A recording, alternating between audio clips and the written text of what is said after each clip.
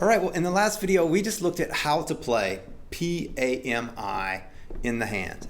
So in this video, what we're gonna do is just talk about some practice strategies, and I've been mentioning them the whole time and preaching my message of slow practice this entire time, but I'm just gonna say it again. So here are some different strategies we can use to practice the tremolo. First and foremost, it's a listening game. So with everything that we're doing, the main thing that we need to do is to listen. That's one of the main things, is to listen to each and every note. If we can't hear each and every note, then we won't know if our timing is messed up, if it's galloping or lilting or something like that. And if we can't hear the volume, we won't know if one note's popping out or falling way into the background so that it's not even. So we're looking for evenness of volume, evenness of time and placement in time. So listening is paramount. So when you're practicing, practice slow enough that you can actually hear everything. And keep in mind that you want to hear everything. This means keep it slow. We want to keep it under tempo. We want to train the hand to be comfortable doing this motion. We want to constantly look for, is there any excess tension? Some tension is necessary or else we're just a puddle on the floor.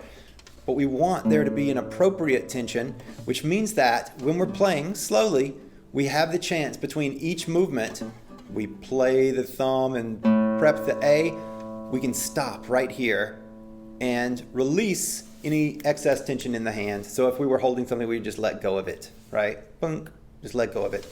With the finger still sitting there. Then we do the next move and release it again. Then the next move and then release it again. And then the next move and then release it again. So that we're training in at a very slow tempo, very slow speed to constantly release the hand. Release, release, release. Because at high speeds, we can't be tensing up or else we'll never play long pieces with tremolo. If we have way too much tension, we'll just start redlining and it'll get tense and the tone will be hard and brittle and it won't be this lovely thing that we're trying to create. So part of slow practice is a physical training to release between each note.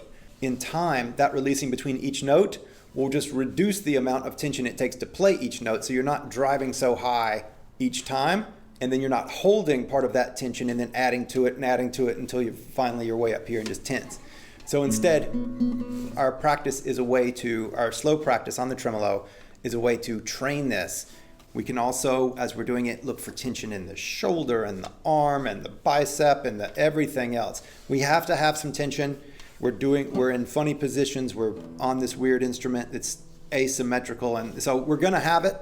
Question is, how much is appropriate, and can we move more towards an appropriate level of tension, which is something we have to discover what it is by using too much, using too little, starting to just notice and ask the questions of how much tension am I using? Could I get away with just a little bit less and still have the very clean movement in between each note? So tension, slow practice, keep it simple.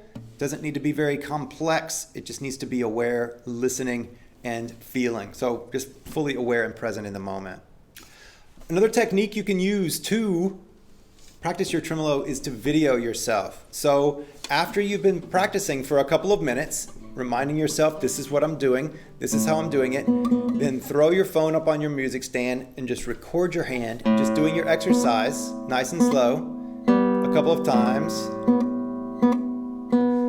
and then watch it and ask yourself the question, am I, when my thumb plays, is just the A coming out and stopping on the string? When the A plays, are the M and the I coming out, the I moving further, and then the M falling down into the string?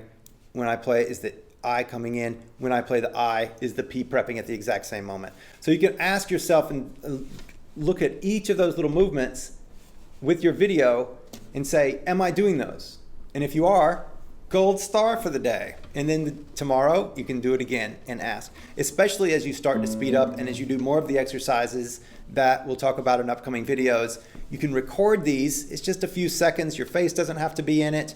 It's an amazing tool because it takes so much bandwidth to do this stuff that we oftentimes lose track of something. We don't realize oh, I didn't even realize my arm was back here and I was just picking like this with it or something like that. We can look at where my hand positions, my wrists. Am I doing anything? We don't want to do this. I didn't say this, but we don't want to do this with the severe angles in the wrist. Keep it down. So we can look at all of these things. And then as we listen and as we record ourselves and listen, we might find that something's happening. Either a rhythmic issue is happening or a volume of a note thing is happening, and it will.